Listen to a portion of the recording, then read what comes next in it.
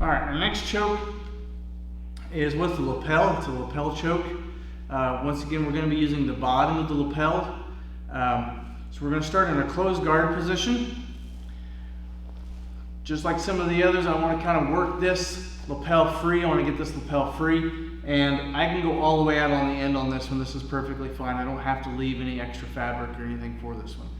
So once I get the lapel out, I'm going to use the lapel, and I can use my legs to kind of bring him forward. And this thumb goes into the back of the head.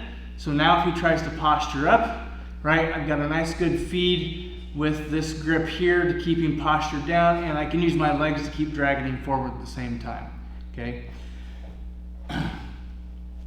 If his arm is back here, once again, I'm going to punch this through, okay? Keeping this grip, keeping the lapel. Now I'm going to open my closed guard, and I'm going to switch my hips this way to get this position right here, okay?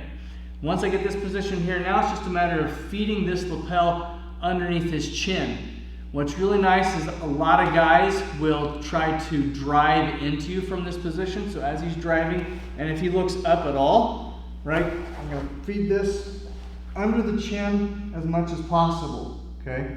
Now, of course, sometimes it's going to get over the mouth, and that's perfectly fine. We can still get it from here. It's going to be more of a neck crank.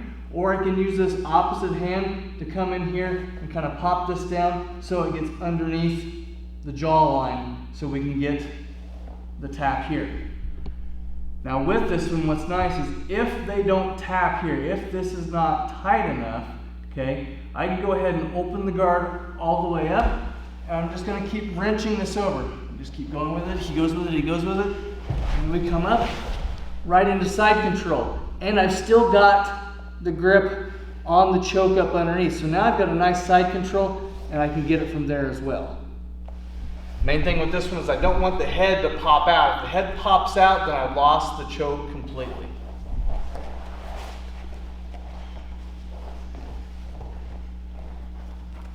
Okay, so starting in a closed guard position, I'm going to feed this lapel out all the way. I'm going to pop him forward. I'm going to get my grip behind the head here, okay?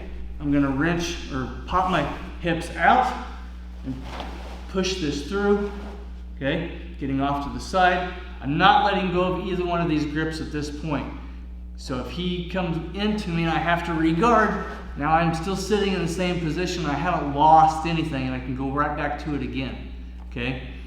So now that we're here again, I can pop my hips out again, okay? He's driving into me. I'm feeding this in front of the face. It gets under the jawline. I like to keep my head here if at all possible because I'm stretching this shoulder line out. Okay, so he can't use this arm for anything. I can get the tap here. If I don't get the tap here, once again, like I said, I can go ahead and open the guard up. I'm going to keep wrenching it over, following up, right into side control, and then it's just a matter of staying nice and tight and not letting him go to turtle, and I can get the tap there.